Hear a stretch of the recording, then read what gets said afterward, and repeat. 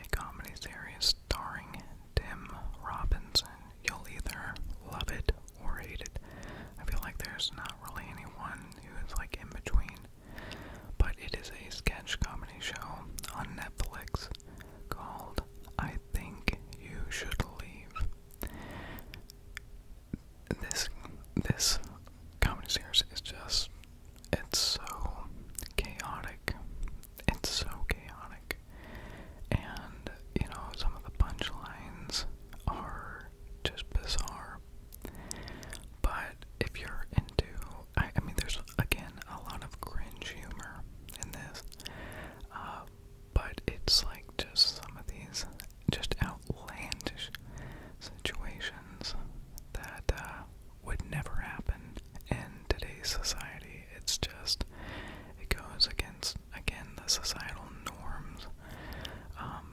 But yeah, that is one that I'll be like crying, laughing at some of the sketches. They just kill me. I'm trying to think. I'm sure some of you may have seen like the drive-through sketch from I Think You Should Leave, just to give you an idea of like what the comedy is in that. If you have not seen that, that'll give you a pretty good idea of what you're in for. But as I said, people either love it or they hate it. I have never met someone who feels like, oh, it's okay, or, I kind of like it, or, it's either, oh, I hate that show, or that show is comedic gold, and I'm of the persuasion to believe it's comedic gold myself.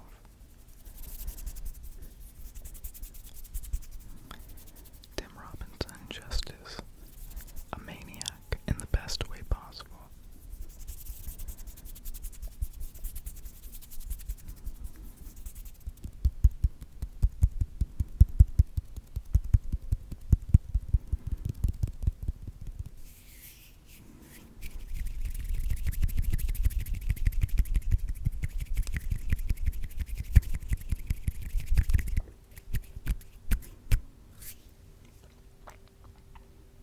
Okay, so this next series is kind of a horror sci-fi series, I would say.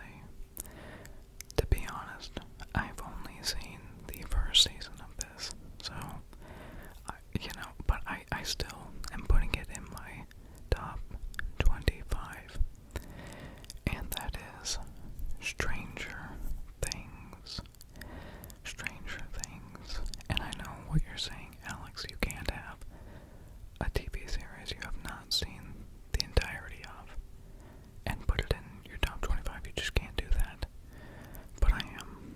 That season alone sealed it in my top 25, and I am so looking forward to watching the rest of the series.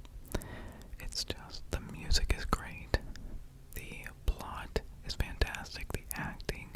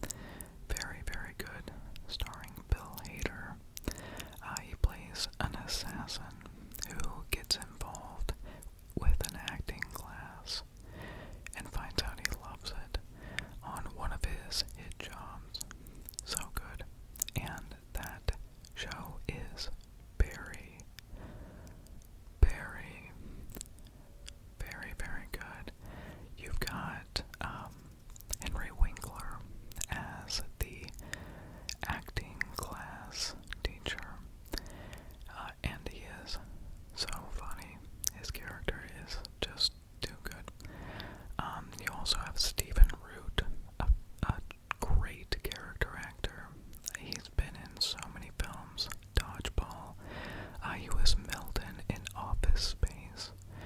Just so many films. He is fantastic. And I will be very sad when he passes. He's been just such an underrated character actor in the community for so long. But if you like, kind of crime, dark comedy shows, really check out Barry. It's only, I think, 3 or 4 seasons. Not a long show at all, but not a single bad episode. So good. Highly recommend that one. Check it out.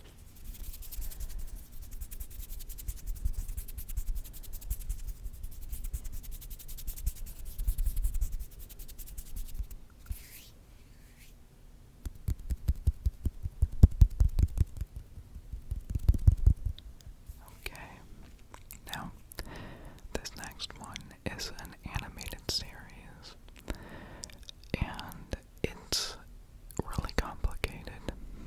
It is BoJack Horseman. BoJack Horseman. Definitely one that I was not expecting to be as deep at times as it is, considering it, has a bunch of anthropomorphic characters throughout. But yeah, there are quite a few heavy subjects that it touches on, and I thought it was gonna be kind of like a wacky kind of comedy, I guess, and did not go into it expecting so much of a deeper experience. If you have not checked out BoJack Horseman, I highly recommend it. Great series with Will Arnett or Job from Arrested Development voicing the titular character. Very good series.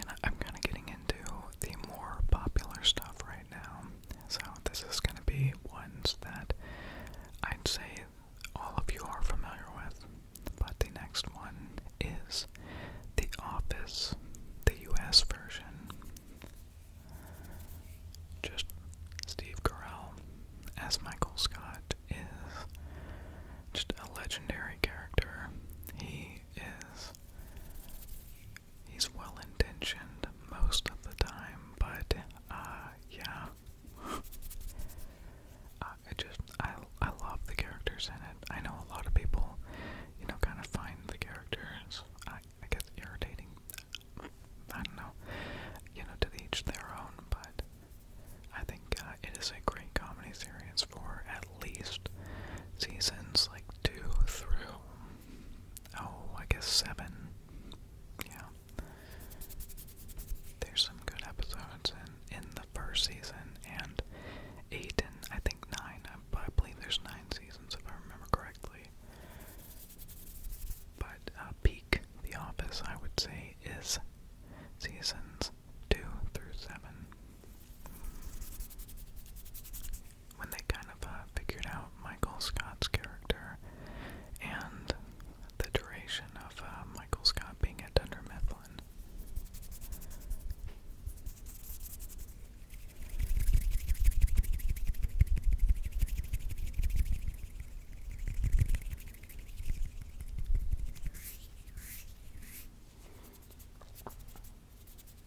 Okay.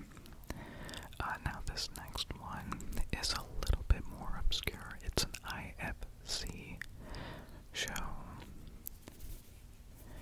But I adore this one. I think it's very, very underrated. But the show is Documentary Now. Documentary Now. So what this one is about is like every episode kind of satirizes a famous documentary. Like, for example, they do one on Jiro Dreams of Sushi, and The War Room is another one that they kind of, do a funny version of it. But so good, especially the first 2 seasons. The first 2 seasons are just comedy gold. Comedy gold. Has Bill Hader and, oh gosh, what is his name? Fred Armisen. When they are playing characters in the show, it's just so good. But if I had to recommend the best episodes, I would say Juan makes chicken and rice. I think, or Juan likes chicken and rice. I think that might be it. And I apologize if I am butchering any of the episode titles. And the other, gosh, what is that one? I can't think of the other episode's name. There's another one that is doing like Nanak of the North, and that one is so funny. But I wish I could remember the other one I'm thinking of, the one that satirizes the War Room, is very, very funny too. You've got Bill Hader playing a Jimmy Carville type, and it's so good. Like, Bill Hader is, whenever he just gets to, just go with it, he can really, like, bring the house down.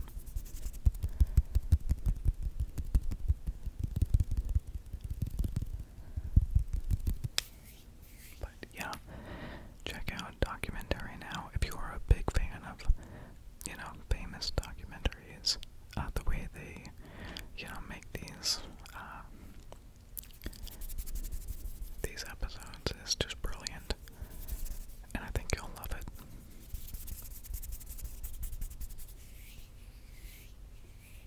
Okay, and next I have another animated series.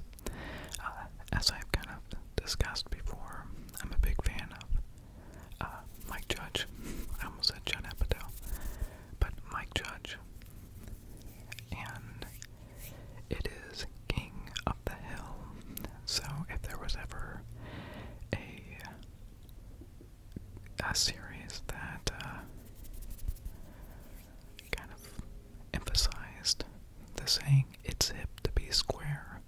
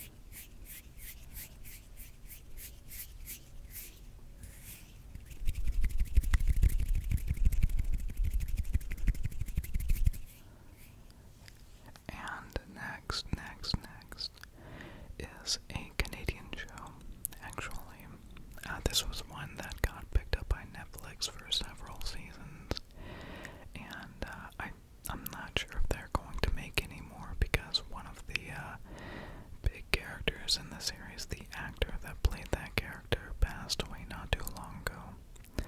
But it is the Trailer Park Boys. Trailer Park Boys. And this is like another comedy series. I think I said that, but if I didn't, let me say it now. About three buddies that every single episode they are getting into some kind of illegal hijinks. And every season, practically, at the end, they are going to jail. Very funny series. The camera, kind of how it's shot, is not like high quality. You know, it's like someone was like, you know, using, a camcorder. But very, very funny. Pretty low budget, but just quite funny. A lot of cursing. If you are not into a lot of cursing, then probably avoid that one. But quite a funny series.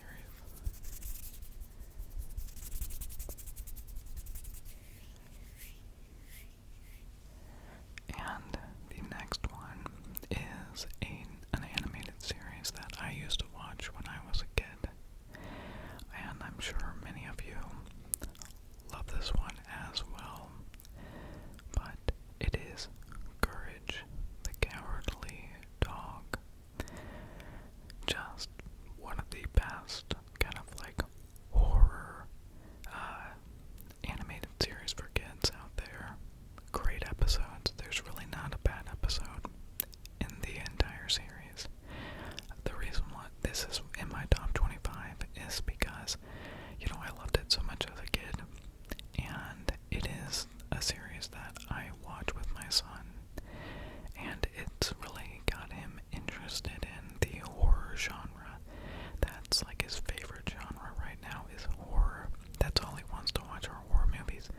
But it's really hard to find horror movies that are age appropriate for his current age.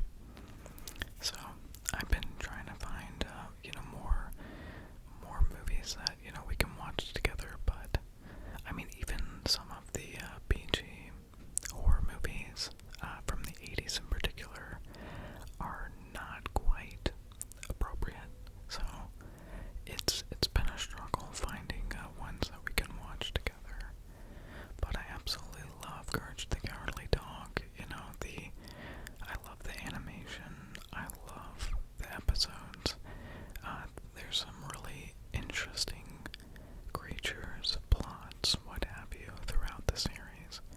And I really wish that they would make a revival of this series. I know not too long ago they did like a Scooby-Doo meets Courage the Cowardly Dog movie. I think it was in like the last 5 years, and that was interesting. It was nice to see them bring, Courage back, but I really hope they do a revival of the series.